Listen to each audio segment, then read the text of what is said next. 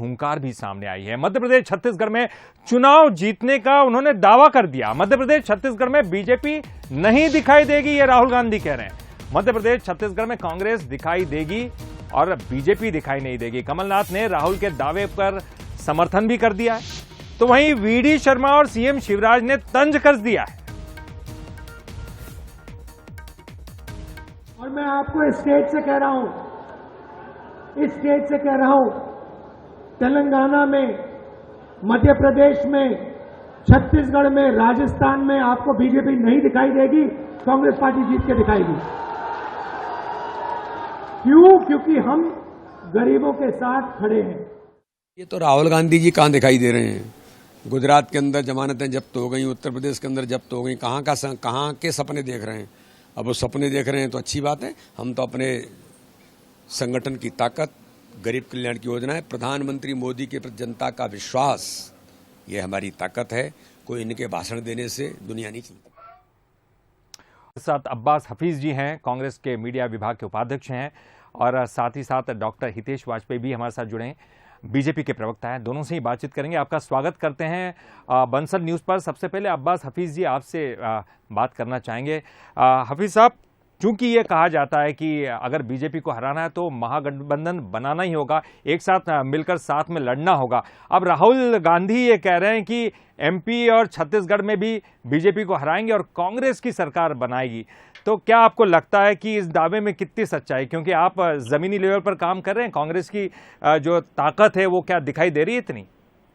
देखिए, मैं ये कहूँ, गठबंधन की बात कही गई है, बीजेपी भी खुद अपने आप में गठबंधन की सरकार में रहती है, एनडीए, और कई इसके घटक दल हैं, कई ने साथ छोड़ दिया है, पुरानों ने साथ छोड़ दिया है, और जो बहुत पहले से थे। अब भारतीय जनता पार्टी की जमीन कहाँ है ये सब जानता है। जनता सवाल पूछ रही है, जवाब नहीं दे रहा है। राहुल जी ने इससे पहले अध्यक्ष के तौर के ऊपर जब मध्य भारत में चुनाव हुए और 3 राज्य बीजेपी के साथ एक साथ बीजेपी की सत्ता वहां से हिली और कांग्रेस की सरकार बने, वही राज्य हैं। 2018 में यही 5 राज्यों के चुनाव से बीजेपी सब में हारी थी। तो यही इतिहास है, और अब वर्तमान में जो हालात बीजेपी ने पैदा किए हैं वो सब जानते हैं। महंगाई चरम सीमा के ऊपर है, जिस तरह की हालात हैं वो सब देख रहे हैं। और वीडी शर्मा जी जिस तरह की बातें कर रहे हैं, वो खुद अपने कार्यकाल जब उनका शुरू हुआ तो आधे महापौर, आधे नगर निगम वो चुनाव में हार गए। तो राहुल जी के ऊपर बात कर रहे हैं। राहुल जी के नेतृत्व में हमने पिछले साल ये पूरे 5 राज्यों में बीजेपी को कहीं पे भी नहीं रहने दिया था। तो वापस आएंगे। सरकार के अंदर हालात हर तरफ इसी तरह के हैं, बीजेपी से लोग परेशान हैं। मध्य प्रदेश में एक लहर साफ दिख रही थी जब भारत छोड़ो यात्रा निकली, तब भी राहुल जी ने कहा था कि एक बहुत स्ट्रांग वेव है और हम वहाँ पे क्लीन स्वीप करेंगे। तो अब पूरे राज्य दिख रहे हैं सामने कि बीजेपी से जो सवाल किए जा रहे हैं उनके जवाब तो भाजपा के पास है भी नहीं। अभी ये पूछ लीजिए, महंगाई पे आप सवाल पूछ लीजिए, जवाब नहीं दे पाएंगे। बेरोजगारी पे पूछ लेता हूँ डॉक्टर हितेश जी, एक तो सबसे बड़ी बात है कि आप हमेशा बीजेपी दावा करती है, या बीजेपी हमेशा कहती है कि वो राहुल गांधी की बातों को सीरियसली नहीं लेती, गंभीरता से नहीं लेती, और उनके लिए चुनाव जीतने का मंत्र साबित हो जाता है। लेकिन वो जब महंगाई की बात करते हैं तो शायद बीजेपी के पास जवाब भी नहीं होता, ये कांग्रेस का कहना है। कांग्रेस कहती रहे, लेकिन कांग्रेस का इन सब से कोई लेना देना है नहीं। आप तो देखिए, सारी बैठक शुरू हुई तो पहले तो क्या हुआ कि बारात में फूफा जी नाराज हो गए, केजरीवाल साहब, उनने मना ही कर दिया। जिस बैठक में कांग्रेस होगी बोले हम नहीं आएंगे, उनका डिक्लेयर्ड वर्जन है ये। तो ये तो पहले फूफा जी का हाल हो गया।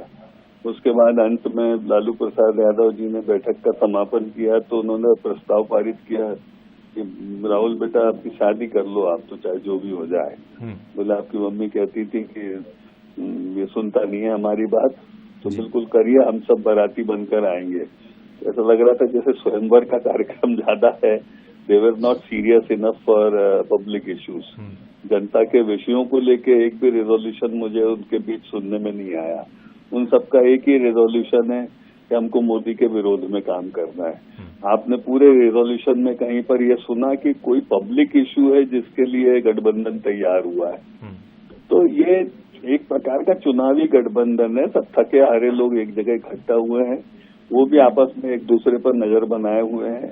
तो हमें उम्मीद बहुत, क्योंकि देखिए अकेले राहुल से गांधी से तो हो ही नहीं पा रहा, तभी तो इकट्ठे हुए हैं वो। तो अकेले उनसे हो रहा होता तो कहाँ जाते उठ के। जी। और सोचिए उठ के भी गए और लालू जी ने उनके लिए शादी का प्रस्ताव भी रख दिया। तो नॉन सीरियस किस्म का और लूजर्स का, पॉलिटिकल लूजर्स का मैं ये प्लेटफॉर्म मानता हूँ। इसमें आप उद्धव ठाकरे उनके बेटे को भी देख रहे हैं, लालू उनके बेटे को देख रहे हैं, मतलब सभी बेटे बेटे और इस प्रकार सुप्रिया सूले और उनके पिताजी हैं। तो ये सब वो लोग हैं जो वंशवाद की बेल है जिसको हटाकर लोकतंत्र में आप जैसे आम मतदाताओं ने उखाड़ कर फेंक दिया है। तो वो सब एक बार फिर से इकट्ठे हुए कि शायद इसमें सत्ता के फल लग जाएं, जो उम्मीद कम है कि होंगे। बैठक की ऐसी जगह हो रही है जो कांग्रेस शासित राज्य नहीं है। अब सोचिए वहाँ क्या हाल, बिहार में आपको पता है कांग्रेस लेकिन के वो कौन से नंबर पे? कर्नाटक वाली बात सामने ले आते हैं और साथ ही साथ ये भी कहते हैं कि पिछली दफा भी तो जो है बीजेपी को हराने में कांग्रेस सफल हो गई थी। बहरहाल ये तो आने वाला वक्त बताएगा, चुनाव का समय आएगा, धीरे धीरे ये जो गठबंधन है वो कैसा रूप लेता है और किस तरह से ये जो है आगे बढ़ते हैं और कांग्रेस को कितना प्रतिनिधित्व मिलता है, इस पर भी डिपेंड करेगा। बहुत बहुत शुक्रिया हितेश जी आपका भी और अब्बास जी आपका भी, बहुत बहुत शुक्रिया हमसे बात करने के लिए।